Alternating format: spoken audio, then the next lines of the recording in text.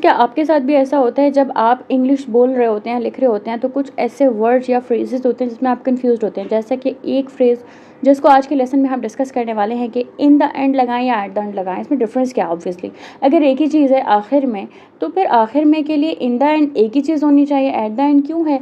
तो आज के इस लेसन में आप लोगों की कन्फ्यूजन्स क्लियर होने वाली हैं। अगर आपने चैनल को सब्सक्राइब नहीं किया तो मेक श्योर कर लें।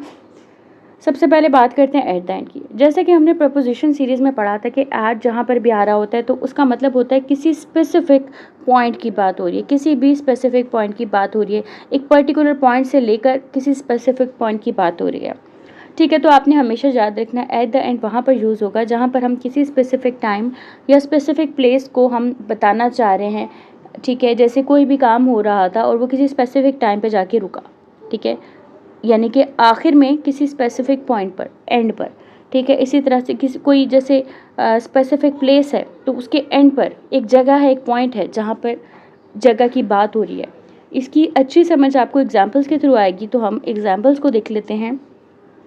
Eight the end of the programme we got up and left, यानी कि कोई प्रोग्राम हो रहा था, लेट्स से एक प्रोग्राम स्टार्ट हुआ 0:00 मिनट पर और फिर वो चलता रहा, लेट्स से कि वो 3 आवर्स 10 मिनट्स तक चलता रहा। ठीक है, 3 आवर्स 10 मिनट्स तक चलता रहा, एंड हुआ।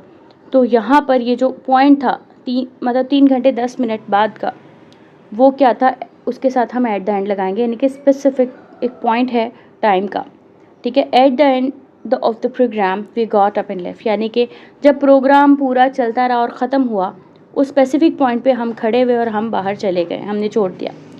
होपफुली अभी टाइम वाला कॉन्सेप्ट आपको क्लियर हो गया। दूसरा है we were told that the school is at the end of park lane, हमें बताया गया था कि स्कूल जो है वो पार्क लेन के एंड पे। लेट्स से ये पार्क लेन जा रही है, ठीक है, और जो स्कूल है वो यहाँ पर कहीं पे बना हुआ है, राइट, ये कहीं पे स्कूल बना हुआ है। तो अब हमें बताया गया था कि स्कूल जो है वो पार्क लेन के एंड पर बना हुआ है। ठीक है, यानी एक स्पेसिफिक जगह। तो अब आप होपफुली समझ गए कि एट द एंड आपने कहाँ पर लगाना है, या कोई स्पेसिफिक जगह है या कोई भी स्पेसिफिक टाइम है जो आपको मालूम है कि वो एंड पर होगा, उसका एक स्पेसिफिक जगह है, वहीं पर एट लगेगा।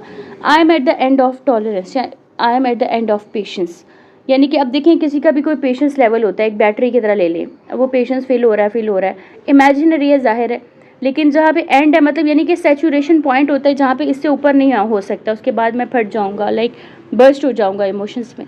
तो इस पॉइंट को हम यहाँ पर भी क्या यूज़ कर सकते हैं, एट यूज़ कर सकते हैं। आई am at the end of my tolerance. ठीक है, तो होपफुली अब आपको एट द एंड का कॉन्सेप्ट समझ आ गया, जहाँ पे कोई स्पेसिफिक हम पॉइंट बता रहे हैं कि बस ये एंड है, यही एंड जगह है, इसके बाद कोई नेक्स्ट पॉइंट नहीं है, वहाँ पर हम क्या कहते हैं, एट द एंड। उसके बरक्स इन द एंड क्या होता है, we use in the end when you want to refer to the outcome of events or disclose a result।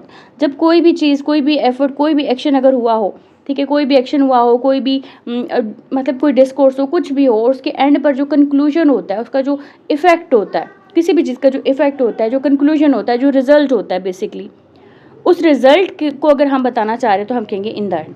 यानी किसी ने बहुत सारी एफर्ट्स की, बहुत सारी डायमेंशन में उसका जो म्यूचुअल रिजल्ट निकला, जो फल निकला, अगर हमने उसका बताना है तो हम कहेंगे इन द एंड दिस हैपेंड। इसको समझने के लिए भी आपको एग्जांपल्स लेनी पड़ेंगी। They tried their best and in the and they made a big difference, यानी कि उन्होंने अपनी बेहतरीन कोशिश की और इन द एंड यानी आखिर में उन्होंने एक बहुत बड़ा डिफरेंस क्रिएट किया, यानी कि ये उसका क्या है, फाइनल रिजल्ट है। कोई स्पेसिफिक पॉइंट की बात नहीं हो रही, लेकिन तमाम तरह एफर्ट्स का निचोड़ जो बताया जा रहा है।